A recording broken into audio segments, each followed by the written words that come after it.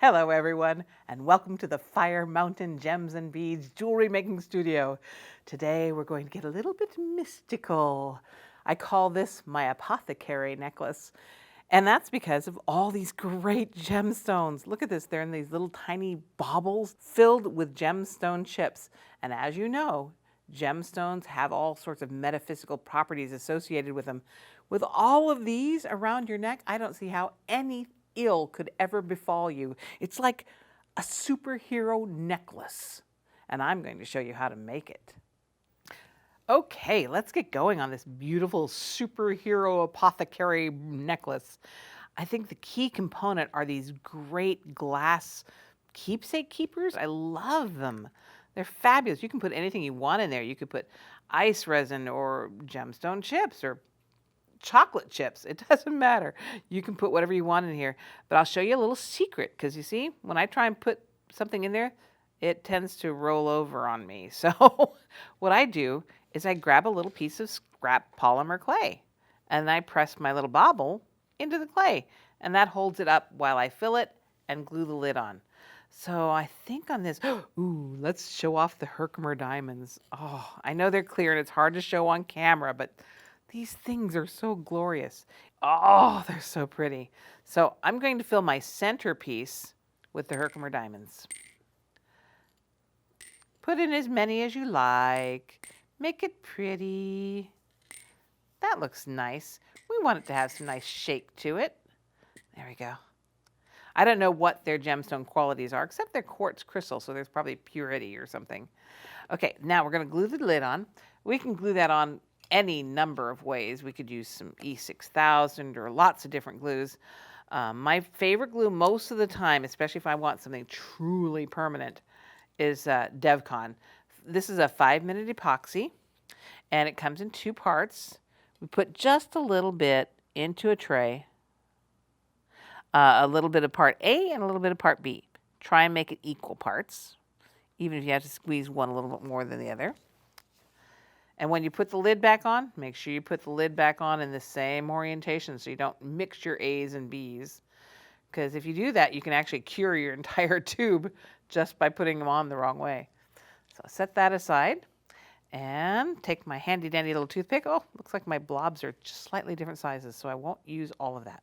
There we go. We'll go over here. Mix that up. I usually mix that for a good 30 seconds. I have a feel for it, I guess, because it's kind of like when I first start mixing them, that looks kind of cloudy to me. I don't know if you can see it on camera. And then as it comes to the right consistency, then it gets clear, and I know I'm ready. So every little molecule of A has met a molecule of B, and this will start curing. You've got 5 minutes of working time. There's another one that's called 30-minute or 2-ton epoxy. That one, it gives you 30 minutes of working time, and it's even a stronger hold, so that's a good one as well. And if you want a little more working time, like let's say you filled up all of your little keepsake little critters, you've got them all filled up and you want to try and get them all worked in all at once, then you might want to use the 30-minute, and then you can get a lot of them done. Don't want too much there. There we go. And then pop the little lid on. Ta-da! And set that aside to cure. And of course, we would fill up all of those little apothecary jars with all the great gemstones like the peridot and the tourmaline and the turquoise and the coral and the rose quartz and the citrine and the oh my gosh, garnet, oh, everything to make that superhero necklace. I'm going to set that aside too, because of course I have pre-done most of that. All right, so now we'll do the easy part, which is just simple stringing. I'm going to use ice flake quartz because, again, quartz also has metaphysical properties. So all of this necklace is made with real gemstones of various kinds. I'm sure people who really know about the metaphysical qualities of gemstones will say, oh, but you can't put peridot with citrine or something like that. I don't know all the metaphysical properties of gemstones, so I can't tell you what goes with what. I just know that I'm picturing this necklace on a superhero. And whenever she's threatened by something like poor vision, she just rips off one of the baubles and throws it in front of her enemy. And okay, whatever. So I have here, I'm just doing these quartzes, and I'm going to do 15 of these. 1, 2, 3, 4, 5, 6, 7, 8. Of course, you can do as many as you like. I'm doing 15 because I like odd numbers. And although it's not a prime number, and I usually do go with prime numbers, it is 3 times 5. So we get 2 prime numbers. And I have to say, this ice flake quartz, it's a bit of a challenge to find the hole, because you can see the quartz itself has been fractured in many, many places. And I guess what they do for these is they get them super hot, and then they plunge them into a cold bath, and they crackle inside. Okay, so I've got my quartz on, and next I will do a pink tourmaline. Again, this is a rough nugget. With the gemstones, with the metaphysical properties of gemstones, you really want natural stones. So that's a rough nugget. That's about as natural as it can get. And a black tourmaline. Black tourmaline. And pink. And black. And pink. And now it's time for our first bauble. Oh, sorry. I forgot. I'm supposed to have 3 black tourmalines. There we go. Come back. 3 black tourmalines. There we go. And 1 more pink. And what I did was I've pre-made all these baubles. This one's the one that's filled with turquoise.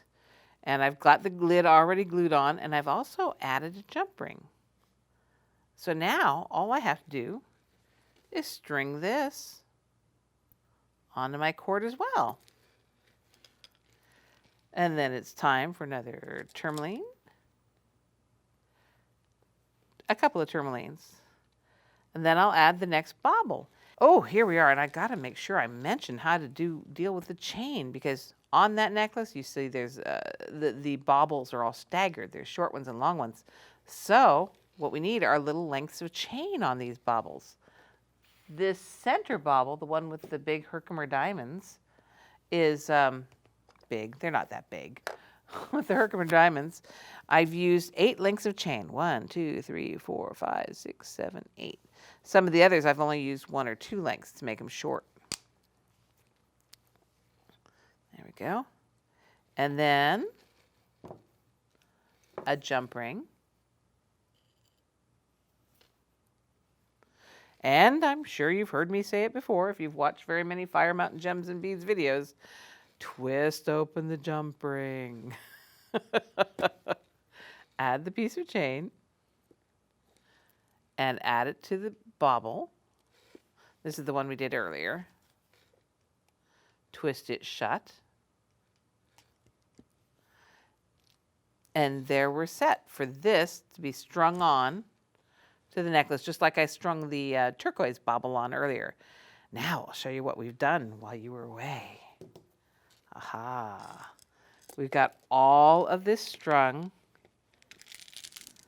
complete with all the baubles. And you can see I've got long chains and short chains to make this staggered.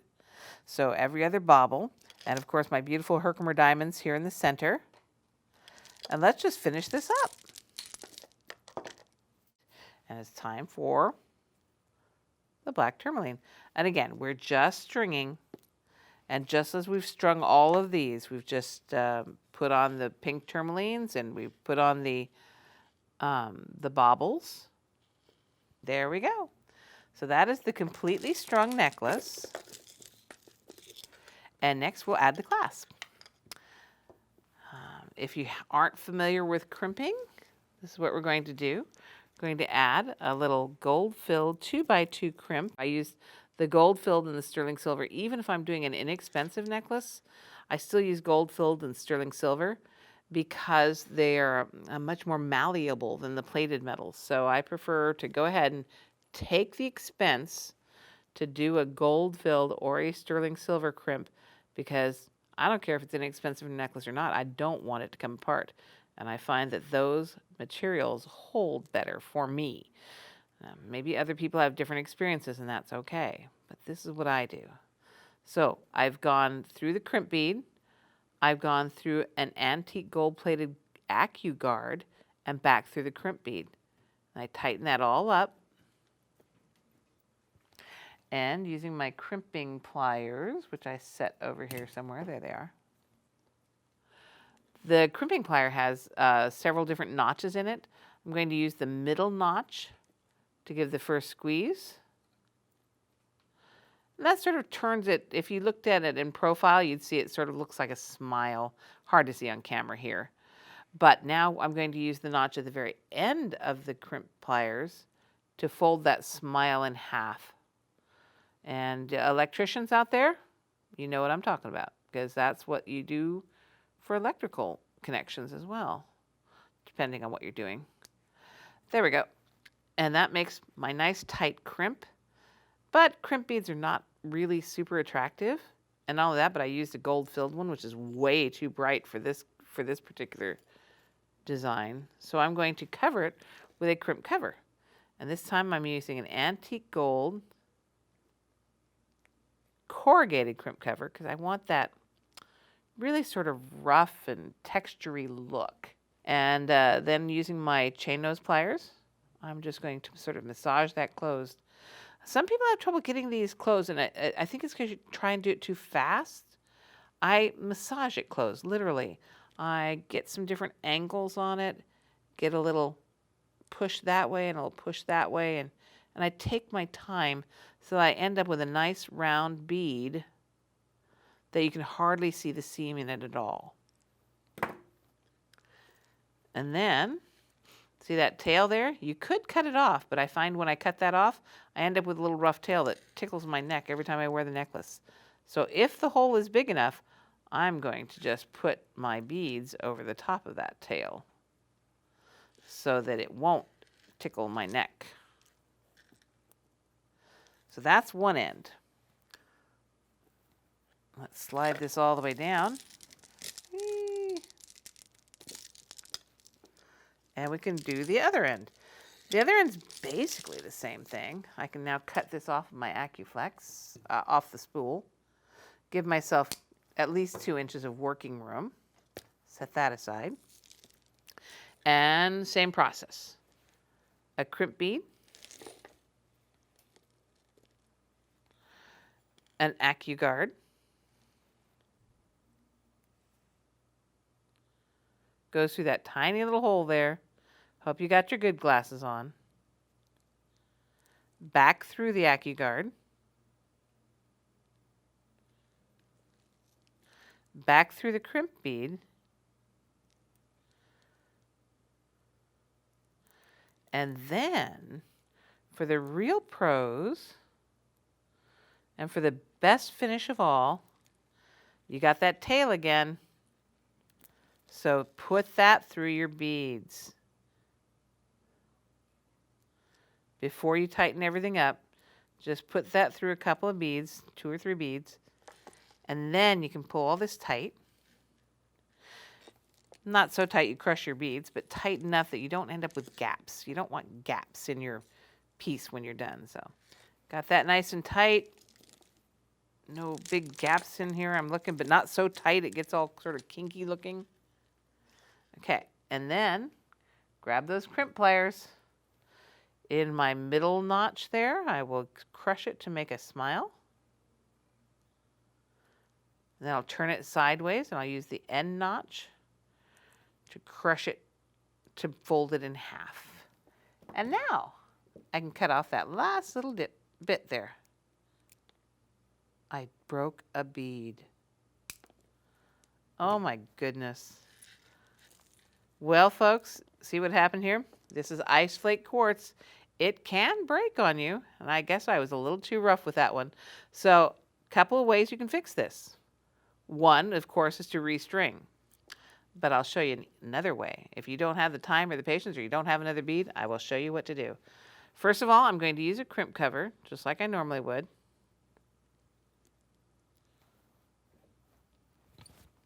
And I'll massage it closed. And now, since you can see I've broken a bead and I've got a gap, aha, all I'll do is put on another crimp cover and fill up the gap. If I have to, I can do a couple of them. Now, admittedly, this would not be the perfect solution because now the two halves of your necklace are not identical. But some people would also say a little imperfection, especially in a magical necklace like this, is probably a good thing. So it'll be your choice. I would probably restring, but we're trying to do this on video, so I'll show you another technique for finishing your necklace with a little bit of an imperfection, and yet get her done. All right. Last thing is to add the clasps. So I'm going to use a big jump ring and my beautiful cat clasp, which also seems to have sort of metaphysical feeling to it with all the whorls in it. And then another jump ring for the other side of the clasp. And the next thing I would do is make those cool earrings. Let me just show you the earrings that match because I want you to see them. So it's the same idea, except I've got these little tiny keepers and I've put gemstones in each one of these little tiny keepers. And there you have it. A mystical, magical, powerful, superhero necklace that will make you a superhero. I hope you enjoy this project. Check out all the great projects at firemountaingems.com and enjoy this beautiful necklace. Happy beading!